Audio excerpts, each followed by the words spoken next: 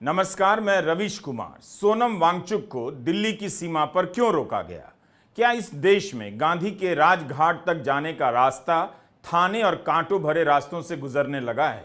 2 अक्टूबर को राजघाट पर बापू की समाधि तक जाना इतना बड़ा गुनाह या राजनीतिक विद्रोह कैसे हो गया कि सोनम वांगचुक के साथ चल रहे लगभग 150 पदयात्रियों को रोक दिया गया? सोनम वांगचुक को हिरासत में लिए जाने के विरोध में आज लद्दाख बंद का आह्वान किया गया है।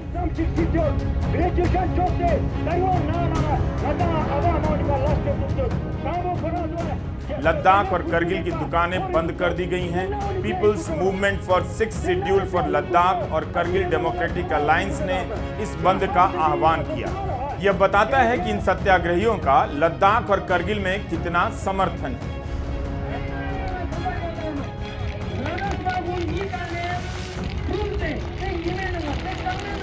यह दिल्ली क्या है? राजधानी है या राजा का महल है, जहां कोई अपनी फरियाद लेकर घुस भी नहीं सकता? 150 लोगों की पदयात्रा को रोकने के लिए जिस तादाद में पुलिस की तैनाती की गई है, उसी से पता चलता है कि दिल्ली की सीमा किसके इशारे पर राजनीतिक सीमा में बदल जाती है और इस सीमा में किसके घुसने की मनाही हो जाती है। नमस्कार जूले, मैं अभी ये वीडियो रिकॉर्ड कर रहा हूँ उस बस से जिससे हम पंजाब से दिल्ली जा रहे हैं।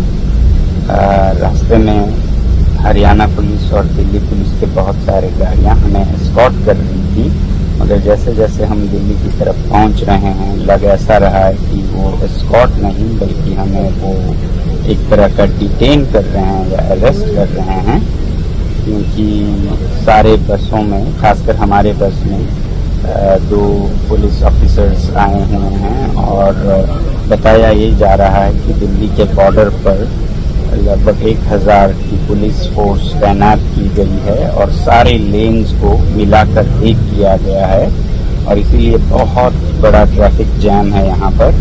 वैसे ही हमें बताया गया कि लद्दाख भवन, जहाँ पर लद्दाख के नेता ठहरे हैं, उन्हें बैरिकेड करके एक तरह का हाउस अरेस्ट किया गया है और जो लद्दाख के स्टूडेंट्स दिल्ली में हैं, जिस मोहल्ले में या इलाके में हैं, वहाँ भी बैरिकेड्स किए गए हैं, तो हमें शायद डिटेन किया जाएगा। इसके बाद मैं आपको वीडियोस भेज पाऊँ या न पाऊँ, ये सोचकर मैं बस में से ही ये वीडियो भेज रहा हूँ। राम रहीम को जिस दिन पैरोल पर रिहा किया जाता है, उसी दिन सोनम वांगचुक को राजघाट पर पहुंचने से पहले हिरासत में ले लिया जाता है। जो दिल्ली बात बात पर धड़का करती थी, दिल्ली चलो के नारे के साथ देश भर से लोग यूं ही चल दिया करते थे, क्या वो दिल्ली अब मुर्दा हो गई है? लोगों के बीच लोग नहीं जाएंगे तो कहां जाएंगे?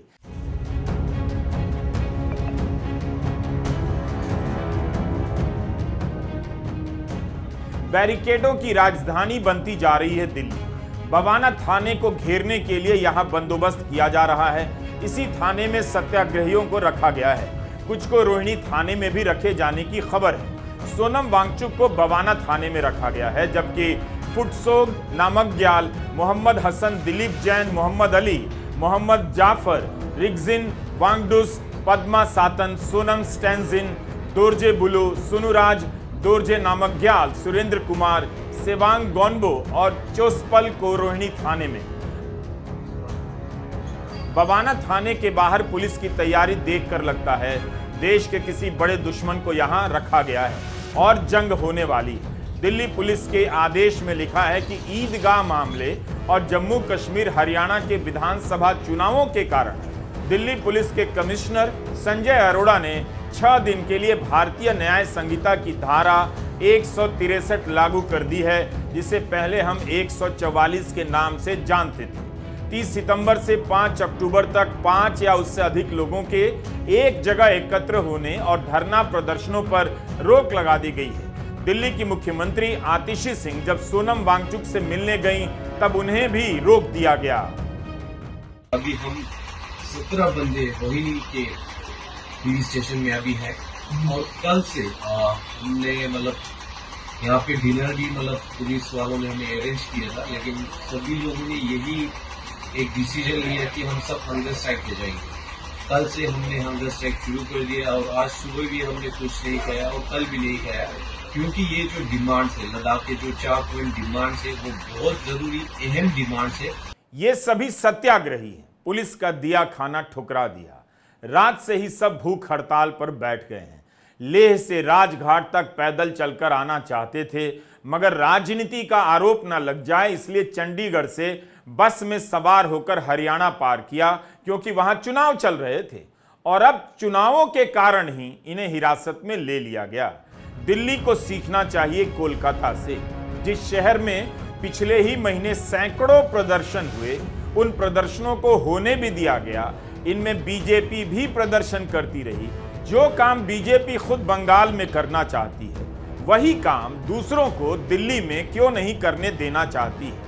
सुप्रीम कोर्ट ने कोलकाता में चल रहे प्रदर्शनों को लेकर कहा था, उनके साथ सख्ती नहीं होनी चाहिए। कोलकाता में कम से कम मुख्यमंत्री ममता बनर्जी प्रदर्शन कर रहे डॉक्टरों के बीच चली गईं, उनसे बात की, वहां जाकर बात की और बुलाकर बात की। लेकिन दिल्ली में ऐसा क्या होता है कि जंतर मंतर पर प्रदर्शन करने वालों से प्रधानमंत्री प्रकाश वर्ष की दूरी पर चले जाते हैं। जिस राजधानी दिल्ली के भीतर बड़े बड़े आंदोलनों का जन्म हुआ, इन प्रदर्शनों में हिस्सा लेकर लोगों ने नागरिक होना सीखा, लोकतांत्रिक होना सीखा। उस दिल्ली के भीतर महिला पहलवानों के साथ क्या हुआ, इसकी याद अभी मिटी नहीं है। हर किसी को याद है कि कैसे महिला पहलवानों को घसीटकर यहां से उठाया गया था।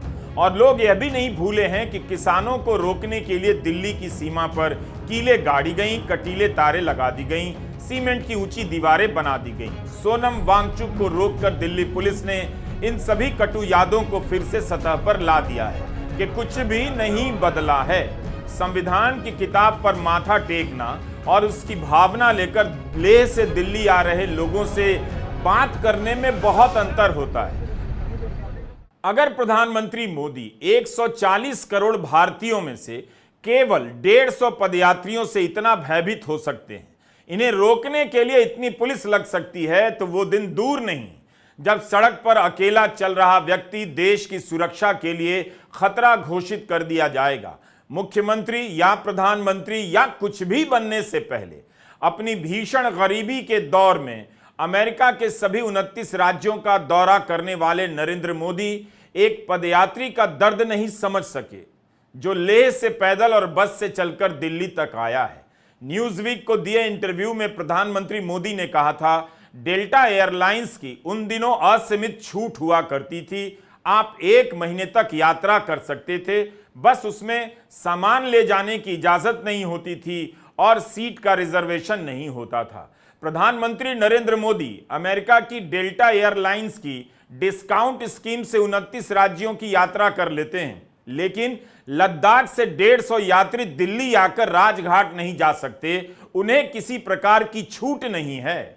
1 सितंबर को सोनम वांगचुक 150 पदयात्रियों को लेकर दिल्ली के लिए चलते हैं। पर्वतीय रास्तों से होते हुए, पैदल चलते हुए, लोगों से मिलते हुए उन्होंने हिमाचल, पंजाब और हरियाणा का रास्ता पार कर लिया। दिल्ली की सीमा पर हिरासत में ले लिए गए। लेह से चंडीगढ़ तक निरंतर पैदल चलते हुए आए।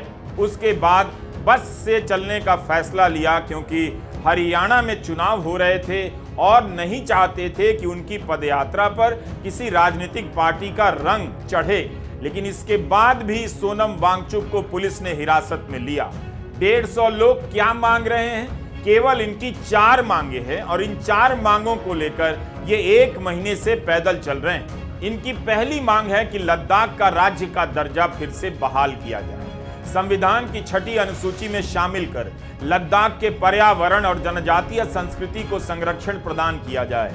लद्दाख पब्लिक सर्विस कमीशन की स्थापना हो, जो सेवाओं में भर्ती और लद्दाख के प्रबंधन का काम देखे। लद्दाख में लेह और करगिल को अलग लोकसभा सीट बनाया जाए, जिससे यहाँ के लोगों की संसद में बेहतर नुमाइंदगी हो।